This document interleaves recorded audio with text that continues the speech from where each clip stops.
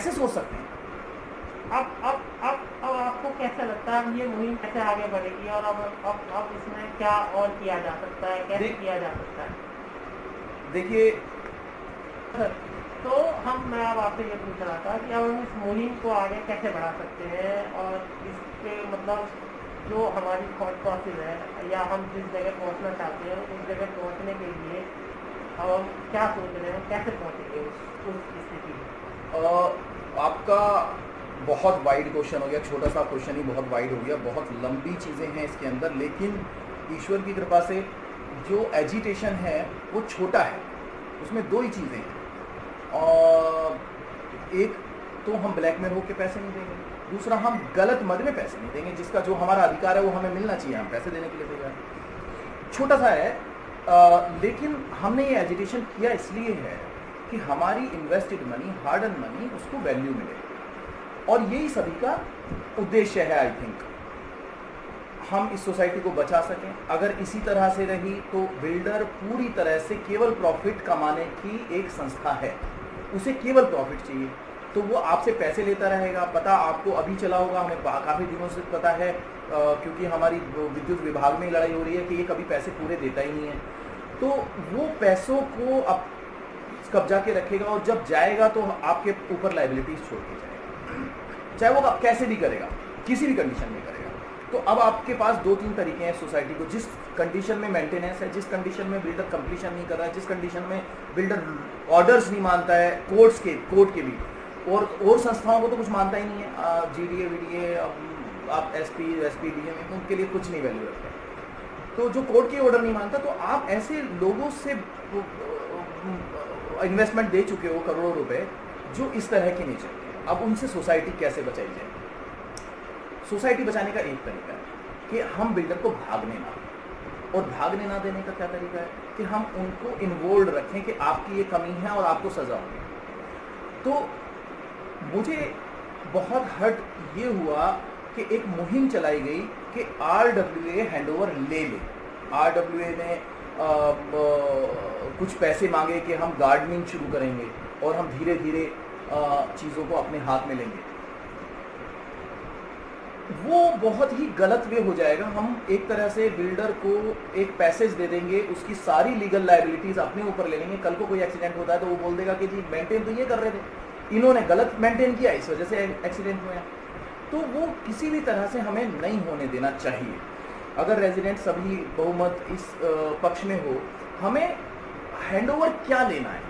हमें लेना है तो पूरा ही लेना है। हैंडओवर लेना है मतलब सीसी होनी चाहिए, कंप्लीशन सर्टिफिकेट होना है, तभी हैंडओवर ले सकते हैं बाय लॉ भी। अदरवाइज आप उसे पैसेज देंगे, अदरवाइज आप अपने आप को लीगल चीजों में अपनी जिम्मेदारी बना लेंगे उसकी गलतियों में। तो हमें अगर जिसे वो हैंडओवर कह रहे हैं वो लेना है तो हमें किसी पेपर की जरूरत नहीं। क्यों ना हम पैसे, जैसे हमने एओए में 1500 रुपए इकट्ठे करके एक पूरी संगठन खड़ा कर दिया जिसके पास आज लाखों रुपए हैं, तो क्या हम लोग एकदम एक शॉट में चेंज नहीं कर सकते कि हम तुम्हें पैसे नहीं देंगे, और हम अगर वो नहीं मेंटेन कर रहा है तो हम खुद मेंटेन करेंगे? बिल्डर को निकालने का एक तरीका है कि उसके इंटरेस्ट को बंद कर दिया जाए। उसका इंटरेस्ट कैसे होगा खत्म? कि हम उसके मेंटेनेंस या जो उसकी इनकम है उसे बंद कर दें। जब हम उसे 50 लाख रुपए दे रहे हैं और उसमें से वो 25 लाख रुपए कमा रहा है, तो वो क्यों जाएगा?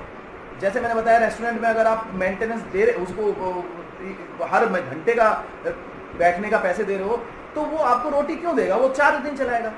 तो हमें ये समझना चाहिए कि हमें उसे मेंटेनेंस। अब आपने सब लोगों ने एक मुहिम शुरू की, एक पूरा संगठन बनाया फाइट फॉर राइट के हिसाब से। मैं आपको बता रहा था एक इवेंट के मेहता के पास में गया। जैसे ही मेरे पास मेंटेनेंस और इलेक्ट्रिसिटी के बिल लगाए तो मेहता के हम पास गए, तो उन्होंने कहा कि भी मैं पैसे नहीं ले सकता।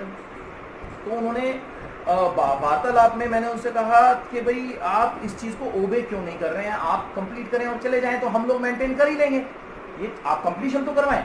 कह रहे त्यागी जी ये मेरा विषय नहीं है कि कंप्लीट होता है, वो पैरामाउंट नहीं करेगा, वो तो बिल्डर करेगा, आप उन्हीं से बात करिए। मेरा जो विषय है वो ये है, मैं आपको एक चीज़ समझाना चाहता हूँ कि आप कितने दिन लड़े, अकेले लड़े, पूरी फाइट की, मैं उसे सही मानता हूँ। उसने शब्दों में कहा मैं उसे सही मानता हूँ। लेकिन आपका जो ये संगठन है, इसमें से भी 40% लोग ऐसे हैं जो रिचार्ज करा रहे हैं। तो ये मुहिम क्या है? तो जब आप रेजिडेंट्स की हमें चाहते हो तो हम तो सर्विसेज देंगे, क्यों नहीं देंगे? आप 10 अगर कुछ माइनॉरिटीज को पसंद नहीं है लेकिन मेजॉरिटी हमें ही चाहती है तो हम क्यों ना देंगे सर्विस? तो बात यह है कि आप एजुटेशन में हो या नहीं हो, उसके मूल सिद्धांत से जुड़े हो कि नहीं हो। मूल सिद्धांत क्या है कि बिल्डर की इनकम खत्म करनी। मूल सिद्धांत क्या है कि हमें अपने सोसाइटी में अगर हैंडओवर मेंटेन करना पड़े तो हम मिलके करेंगे। हम अंग्रेजों का हम आपस में लड़ मर लेंगे लेकिन हमें आज़ादी चाहिए, अंग्रेजों की गुलामी नहीं करनी। तो हमें बिल्डर नहीं चाहिए, हम आपस में कर लेंगे। हम इतने जेन्युइन लोग हैं, अगर सही होगा तो पैसे देंगे। बिल्डर को दे रहे हैं तो क्यों नहीं संस्था को देंगे? उससे क्वेश्चन भी कर सकते हैं। तो हमारा, मैं शॉर्ट अगर एक्सप्लेनेशन तो बहुत लंबे हैं, शॉर्ट में बताऊं तो हमें बिल्डर की इनकम खत्म कर देनी चाहिए, मेंटेनेंस बंद कर देनी चाहिए, एक शॉर्ट में कर देनी चाहिए। लेकिन वो लाना बहुत मुश्किल है क्योंकि मेजोरिटी अभी भी बिल्डर को अपने को कंफर्ट में रखना चाहती है, वो चाहे कैसे भी रहे। तो वो चेंज, और ये लॉ भी है कि चेंज से विरोध होता है। तो हमें किसी तरह सारे पैसे एक जगह इकट्ठे करके खुद मेंटेन करना चाहिए और कोर्ट से वो पैसे वापस लेने चाहिए अगर वो मेंटेन नहीं करता। नंबर 1, उसकी मेंटेनेंस बंद कर देनी चाहिए, उस पर प्रेशराइज करना चाहिए। 1000 लोगों की बात बिल्डर सुनेगा तो 1000 लोग खड़े होंगे, मेजोरिटी बाहर खड़ी होगी, मेजोरिटी एक बात कहेगी, तो हमें बिल्डर को तर्क संगत तरीके से मेंटेन करने के लिए मजबूर करना चाहिए। अगर वो मेंटेन नहीं करता है तो हमें एक संस्था में पैसे इकट्ठे करके अपनी सोसाइटी को मेंटेन करना चाहिए। लेकिन उसके लिए बहुत गट्स की भी ज़रूरत है, बहुत इनोवेटिव आइडियाज़ की भी ज़रूरत है, बहुत मेहनत की भी ज़रूरत है। लेकिन इम्पॉसिबल नहीं है, इतनी सारी सोसाइटीज़ खुद मेंटेन कर रही हैं तो हम 1000 लोग क्यों नहीं कर सकते? मैं बहुत पॉजिटिव हूँ। तो अल्टीमेटली मानना यह है कि बिल्डर की जो कमाई हो यहाँ से पहले उसको रोका जाए। दूसरा, अगर और बिल्डर को मजबूर किया जाए कि वो कानून के अनुसार सोसाइटी को मेंटेन करे जब तक कि कंप्लीशन नहीं हो जाए। अगर बिल्डर ऐसा कहने से मना करता है तो सोसाइटी को एओए के संगठन के तले चलाया जा सकता है, मेंटेन किया जा सकता है। लेकिन उस सिचुएशन में कंप्लीशन सर्टिफिकेट का क्या होगा और कैसे होगा? कंप्लीशन देखो एक्चुअली है क्या, कंप्लीशन देना बिल्डर की जिम्मेदारी। मैंने आपको पहले एक क्लॉज पढ़ाया था और मैं उसे दोबारा रिट्रेट कर देता हूं आपके सामने। बिल्डर की ड्यूटीज में 4 नंबर चैप्टर 2 में 4 नंबर धारा के अंदर बी है 2B, builder should declare the penalty of delay in completion of the building. तो उन्होंने डिक्लेयर तो की हुई है, मेरे उसमें 3 रुपए पर स्क्वायर फीट लिखी हुई है। कब तक करनी पड़ेगी? कंप्लीशन तक। तो कोर्ट में मुझे वो, अगर मैं कोर्ट में एक केस और हम लड़ रहे हैं उसमें हम जीतते हैं तो वो आज तक की पेनल्टी देंगे, जब तक कंप्लीशन नहीं हो जाता तब तक की पेनल्टी देंगे। तो अगर वो डिले करते हैं तो उसके ऊपर बहुत सारी चीज़ें हैं, अगर ढंग से केस लड़े जाएं।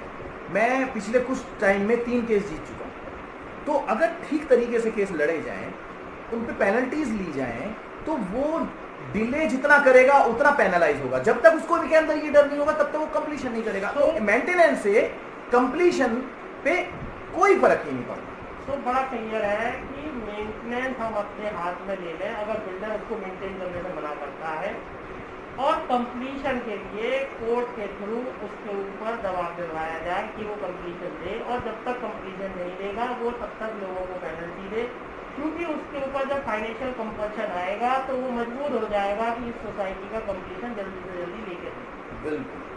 और जब तक बिल्डर इसको प्रॉमिस नहीं करता और जब मेंटेनेंस हमारे हाथ में आ जाएगी तो शायद हम कुछ और अन्य तरीकों से भी बिल्डर को मजबूर कर सकते हैं कि वो इस बात को माने। लेकिन हमारे बस हमें लीगल थॉट्स को चेंज करना पड़ेगा, उन्हें पेनलाइज करना पड़ेगा। हमें जो हमारे अभी के केस चल रहे हैं वो बिल्कुल भी डराने वाले नहीं हैं, वो मतलब बिल्कुल, और थोड़ी कई चीज़ों में हेल्प भी कर रहे हैं। बिल्डर को। मैं जो केस लड़ रहा था उनमें कई जगह मुझे पीछे हटना पड़ा अपने क्लॉज में, क्योंकि वो केस हायर अथॉरिटी में चल रहा है और उसमें ये मांगा गया कंप्लीशन मांगा। तो कंप्लीशन मांगना नहीं चाहिए, कंप्लीशन तो उसकी ड्यूटी है, वो तो उसे देना ही है, उस पर पेनलाइज करवाना चाहिए। अगर वो कंप्लीशन नहीं दे रहा है तो उसके एवज में वो कंपनसेशन दे। कोई कंपनसेशन मांगा ही नहीं है हमने हाई कोर्ट में। जब हम कोई चीज मांग ही नहीं रहे तो हम जीत भी जाएंगे तो हमें मिलेगा क्या? कंप्लीशन। कंप्लीशन तो उसको देना ही है। अगर वो कंप्लीशन डिले कर रहा है तो हमने क्या मांगा?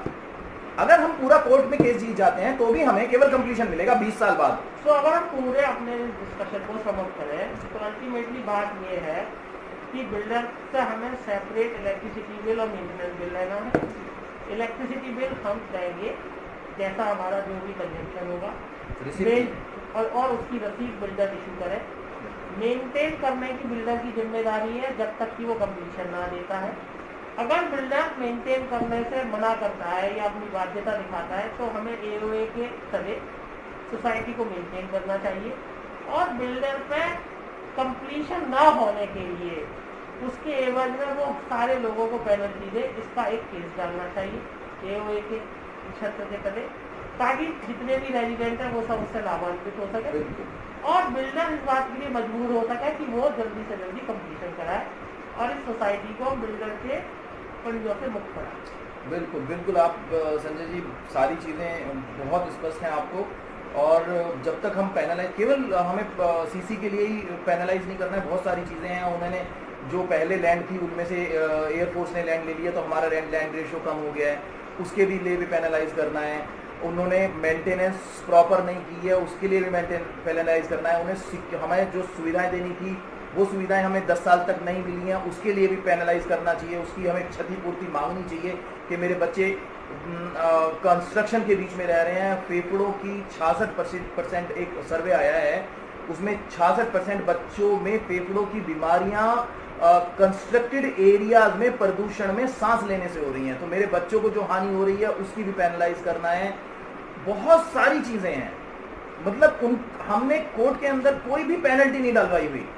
चलो भाई, तो वो चीजें डाल के शायद समय दिया और आपसे बातें करके बहुत सारी चीजें हमारे दिमाग में क्लियर हुई और आगे भी अगर हमारे समाज दिमागों को और नए सिस्टम उभरेंगे तो हम आपसे समय लेकर उसका भी जवाब लेंगे। बिल्कुल, सोनाइस हमेशा आप सभी के साथ हैं, क्योंकि संगठित होके ही शायद इससे जीता जा सके। जी बिल्कुल।